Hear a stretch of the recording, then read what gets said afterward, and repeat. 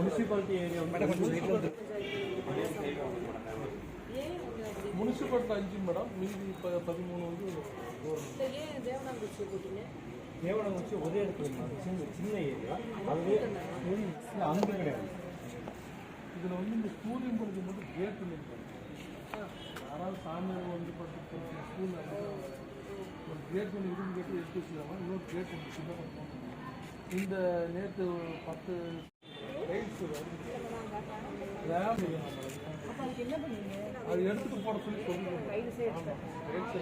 ரொம்ப நைஸாக போட்டாங்க. சின்ன ஐயா வணக்கங்க. கேட் எடுத்து போட்டோம். நீங்கள் பெரிய ஐயா இருக்கணும். இன்னொன்று சின்னதாக